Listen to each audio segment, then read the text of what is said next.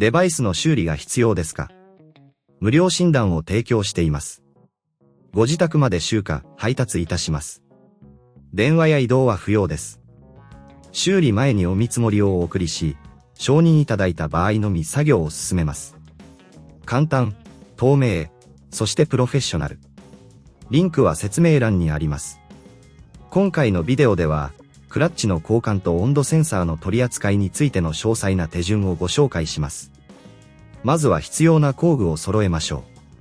必要な工具は、トルクレンチ、ソケットセット、ドライバー、クリーニング用ブラシなどです。最初に、車両のバッテリーを外し、安全な作業環境を整えます。次に、クラッチカバーを外すために、数本のトルクスネジを緩めます。この際、ネジの種類や長さに注意し、整理しておくことが重要です。クラッチカバーを外したら、クラッチディスクが見えます。ここで、古いクラッチディスクとフライホイールの状態をチェックします。摩耗が激しい場合は、新しい部品に交換する必要があります。この手順が難しいと感じる場合は、ご自宅での集荷と配達サービスを提供していることを覚えておいてください。これにより、手間を省くことができます。次に、温度センサーの取り扱いに移ります。温度センサーは、エンジンの冷却状態を監視する重要なパーツです。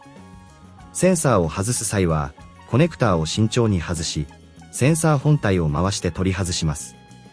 新しいセンサーを取り付けるときは、シーリングワッシャーを忘れずに使用し、漏れを防ぎます。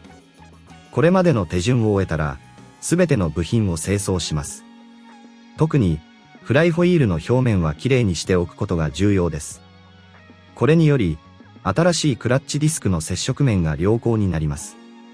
また、修理前の見積もり提供を行っているため、気軽にお問い合わせください。作業の前に費用がわかるので、安心して進められます。すべての作業が完了したら、クラッチカバーを元に戻し、ネジをしっかりと締めることを忘れずに言いましょう。トルクレンチを使用して、メーカー指定のトルクで締めることがポイントです。これで、クラッチの交換と温度センサーの取り扱いが完了です。次回のビデオでは、さらに詳しいメンテナンス手順をご紹介します。デバイスの修理が必要ですか？無料診断を提供しています。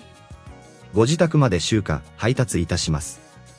電話や移動は不要です。修理前にお見積もりをお送りし、承認いただいた場合のみ作業を進めます。簡単、透明、そしてプロフェッショナル。リンクは説明欄にあります。